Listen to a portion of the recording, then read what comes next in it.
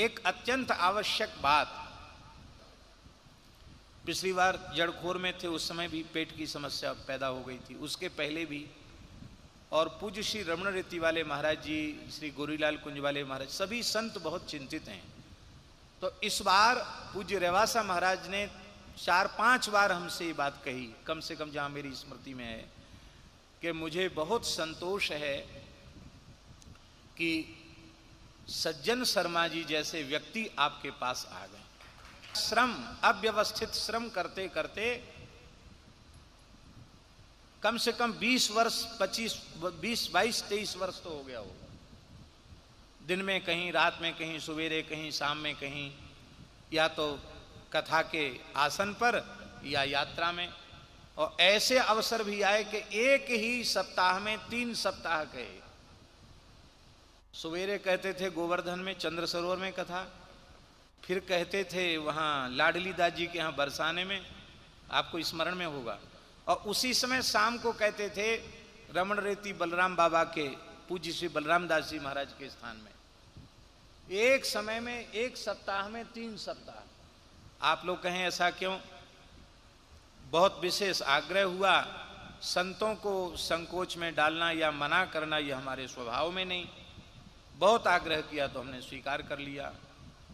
कम से कम 12-13 घंटे रोज बोलते थे, और बाकी समय गाड़ी में बीतता था।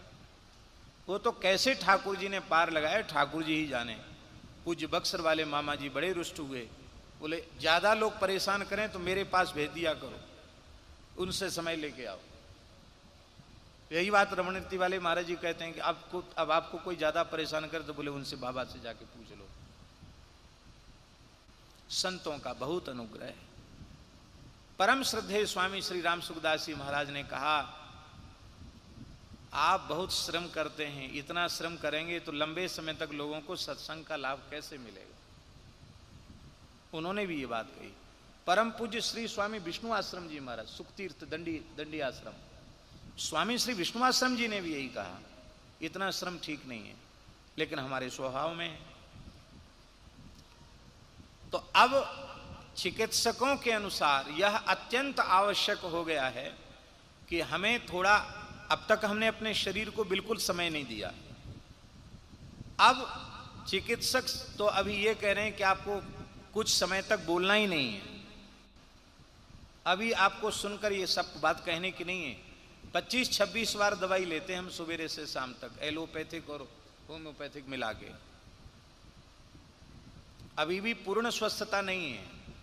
इसके बाद भी हम सवेरे हवन के समय भी लोग आकर के दर्शन करते हैं, कोई मनाही नहीं। लीला के बाद भी लोग दर्शन करते, कोई मनाही नहीं। कथा में आने के पहले भी लोग दर्शन करते, कोई मनाही नहीं। अब यह है कि जैसे बैठ के चर्चा करते थे वो नहीं करते हैं। अब कथा के बाद जाने के बाद भी 10-15 मिनट बैठते हैं। यद्यपि इन्होंने कहा कि आप तो घोषणा 11 से 12 की आप तो 3-3 बार दर्शन दे रहे हैं। मैंने कहा कोई बात नहीं, सब कोई कहाँ से लोग आते हैं, लोग दुखी होके न जाएं। लेकिन अब पूज्य श्री रेवासा महाराज की आज्ञा से, उनकी प्रेरणा से यह आवश्यक हो गया कि अब हम अपने शरीर की व्यवस्था अपने ऊपर न रखें, किसी एक योग्य अच्छे व्यक्ति को हम सौंप दें। तो भगवान के अनुग्रह से पवित्र विप्र कुल में उत्पन्न, सारस्वत विप्र कुल में उत्पन्न, छोटी आयु में 8 वर्ष की 9 वर्ष की आयु में ही इनका यज्ञोपवीत हो गया सज्जन शर्मा जी का। और तब से लेके अब तक भगवत कृपा से नित्य त्रिकाल संध्या करते हैं, नित्य 1 सहस्त्र गायत्री जपते हैं। और सीए में भी कलकत्ते के गिने चुने सीओ में आपका नाम रहा है।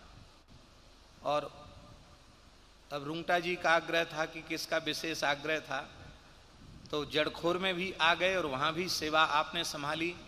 और अब आपके मन में भी ये दृढ़ भाव हो गया है कि ठीक है, संतों की आज्ञा हो रही है, तो आपकी व्यक्तिगत सेवा की जो कार्य है या आपके शरीर को विश्राम देने का कार्य है।